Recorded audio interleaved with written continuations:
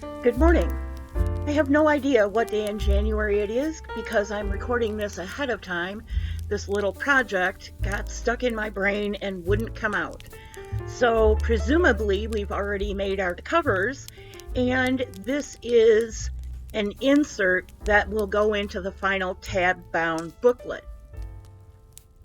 We'll be using 4x6 index cards and 4x6 envelopes, but you should know that your envelopes are slightly larger than 6 inches wide, and so you'll have to cut down a little bit to make them 4x6. And I cut mine on the right-hand side, and you'll see why in a minute. So having a punch board might not make this any easier. You might find it easier to freehand cut these tabs.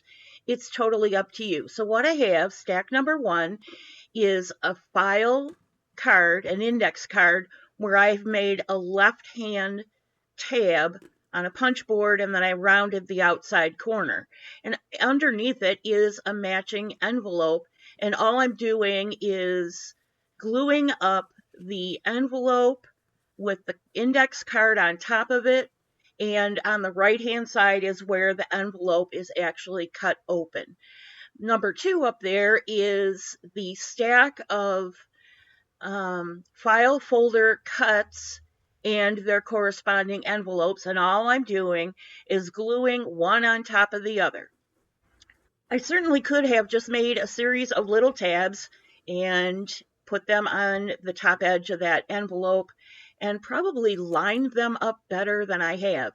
But for some reason, I don't know what the reason is, my brain told me put the cards on top of the envelopes. Maybe I thought I needed those lines for writing. I don't know. I think what's going to happen is this little accordion insert of envelopes and index cards is going to end up being a little ephemera pocket for the future prompts. So you might be seeing this early in January, or you might be seeing it much later when we're going to add it to the Accordion Fold page block with a tab binding. I can't tell you because I don't know. I have not even made my covers as of the filming of this little project. And so we just move on. And this is the part of the project where I deleted an almost finished video and changed what I'm showing you. To be fair to you guys, I'm going to go back to where we started with the measurements, because this is a little trickier than you might think. If you're doing it on a punch board, you have to subtract about 1/4 of an inch, and if you're doing it freehand or with a template, you have to be careful where your tabs line up, blah-de, blah-de, blah. Let's start by laying down a ruler. We have a 6-inch wide card, and we have a stack of 4 cards that are just slightly one above each other. So in other words, instead of squaring them up and stacking them up that way, I want you to stagger them just one below the other, so that at the 1.5-inch mark, the 3-inch mark, and the 4.5-inch mark, you can make a mark on all 4 cards at the same time. If you bought this tool last year, it's called a bookmaker's tool, and it has that V in it. You can use that to square corners, or you can flip it over and you can line or your marks, with the center of that notch and just cut a 45-degree cut. If you have a punch board, it's a little trickier, and I'll be honest, other than envelopes, I have not used my punch board for much of anything else. So this is how I did it. I lined up my left edge with whatever number I was cutting. So 1.5 inch, and then moved it to the left on the next card to the 3-inch mark, and then moved it to the left on the next card to the 4.5-inch mark. When you line them up or stack them up, you should have one tab that's at the 1.5-inch mark, and then you take your straight blade and cut all the way to the end of the card. And I suggest that after each punch on each card, you turn your card sideways and make your cuts. Otherwise, somewhere between 2 and 3, it'll get confusing. Either way you do it, on a punch board or with a bookmaker's tool or freehand it or draw it in with a template, you're most likely going to have to use a pair of cuticle scissors or detail scissors and round one of those corners on the outside and maybe one on the inside. Here's a shot of my prototype with a little bit of shading so that you can see better what you end up with. And then you're going to take each one of those cards and paste them onto the front of your 4x6 envelope that you have cut open with a straight cut on the right side. And the thing in the middle, that's our next problem. So let's tackle that. This is a prototype of how we're going to attach our 4 envelopes with their tabs to our binding. And this is a separate section. So you're going to get to see me on the struggle bus making a prototype. Won't that be fun? I got out the scoreboard for this one and I realized that not everybody has a scoreboard. You can do scoring with your straight edge ruler and any stylus or dotting tool that has a relatively fine point. And oh look, you might not be able to see this. What I'm going to do on this first one is score every 1/4 inch. A 1/4 inch accordion fold will virtually make your accordion fold binder disappear. And I mark out, since you can't see this very well, and believe me, I can't see these lines very well either, I mark out a 1/4 inch with a pencil mark, and then I score all those pencil marks at a 1/4 inch. What you want to end up with is twice as many peaks. So accordion folds go up and down like a fan. Twice as many peaks on a 1/4 inch as you have pages, because you're going to trap the left edge of your page inside 2 peaks. And then you want to leave one between each place where you've trapped your pages so that you have a little 1/4 inch gap. Now, if this is too much for you, it's certainly too much for me. You can score everything at a 1/2 inch. You're going to see more of the binding accordion peaks trapping those envelopes on the left side of the spine than you would with a 1/4 inch, but I'm just not that good. And so then you just, fold it like an accordion fold. It's the same thing we did when we were kids making paper fans, except for we weren't as sophisticated and we didn't score to try and keep everything evenly spaced and so on and so forth.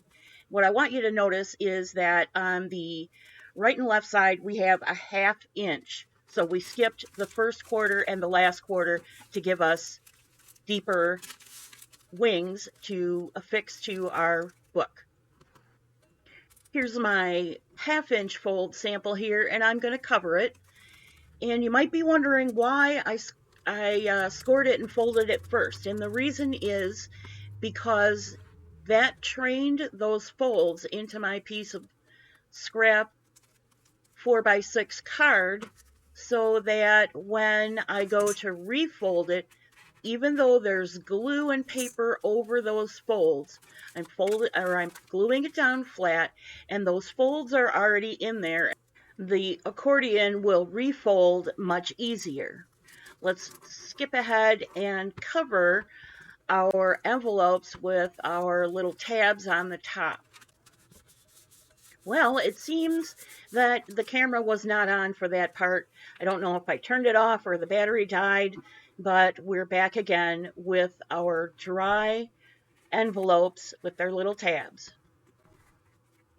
Everything's covered, everything's inked, and I go to glue up, and oh darn, my glue is not coming out. So we stop for a minute to do some glue nozzle surgery. Let's jump ahead again. Notice as I pick this up that I am gluing in the first valley. That left side under my left pointer finger is that single flap, and it will be the same on the right side. In fact, I'll just clue you in, I have an extra valley that I can use for, I don't know, something, another page, what have you. So as I do this, I'm going to put an envelope in, stop, clip it closed so that the glue has good time to set, and then I will do the rest of the valleys the same way. Time to add another page. Never mind the explosion on my desk, that's for a different video, but since we have a nice little dish of glue out, we're going to add another envelope. I want you to see that I skipped one space so that I had a little bit of extra between the first and second envelope. I probably should have done that between envelope 2 and envelope 3 for expansion, but never mind, let's just add this new envelope. And onto the last envelope. And I want to point out that every time you add an envelope, you have to make sure that you're squaring it up along what edge. I chose the bottom edge and just used a 4-inch tall accordion piece so that everything would line up on the bottom edge. And then I have the freedom to make those tabs stick up out of the book boards or not. I can keep them sort of hidden in the book boards and protected from being banged around. And it's back to our binder clips to make sure that we have a good solid glue, and we'll put them aside to rest again. And we're done. It seems to me this will be posted on January 2nd. Here's where we are thus far. We've got our first accordion fold put together by paper tape, and that was just straight 4x6 pieces. We've got the second one that was collaged in just a long line and then folded at the 4-inch marks. We also have the simple envelope construction that we did to sort of get you started if you didn't know how to make envelopes. And then we have the second kind that we did in that, which is a conventional type envelope. And then today's episode, we took a bunch of envelopes and altered them to repeat our accordion fold element. And now you can see, because it folds down straight or flat, why it's necessary to be really careful about making sure you leave a gap so your pages open flat. And there have been times in the accordion folding we did the first time that I wasn't careful enough on my own. Let's find out if it's time to start our tab binding or not.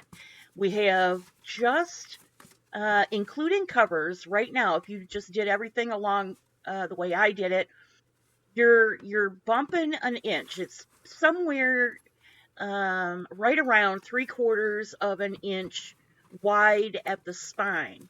So let's compare that to how wide it is at the other end of the 6-inch span, so at the mouth of the book. It's almost dead on 1/2 an inch, at least mine is.